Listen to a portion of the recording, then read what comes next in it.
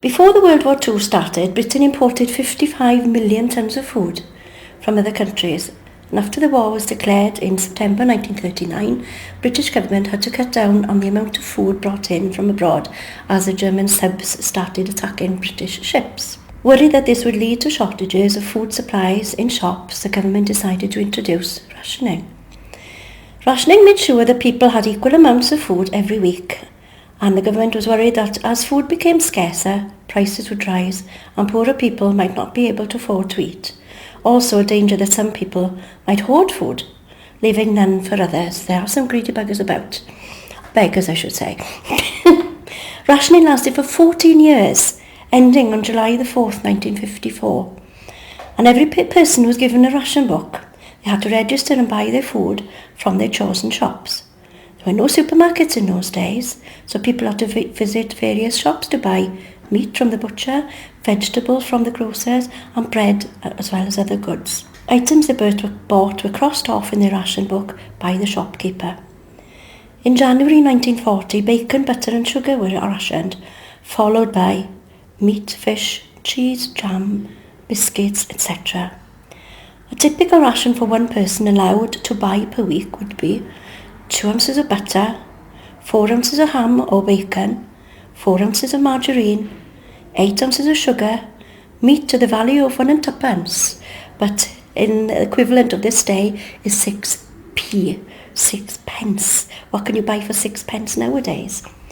Milk, 3 pints, cheese, 2 ounces, 1 fresh egg per week mind, not per day, tea, 2 ounces, jam, a pound every 2 months, dried egg, 1 packet every 4 weeks, and sweets, 12 ounces every 4 weeks.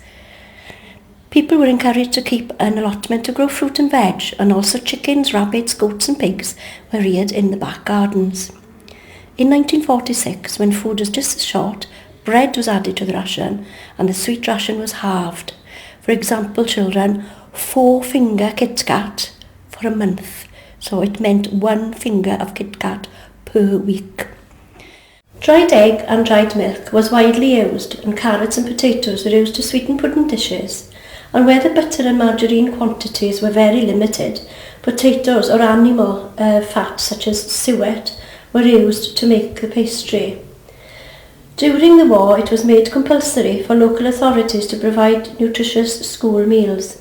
Example of the menus at that time were fish pie or mashed sardines with chopped watercress and grated raw carrot, followed with chocolate semolina for pudding, or lentil soup with milk, grated cheese and fried bread, followed by baked custard and prawns.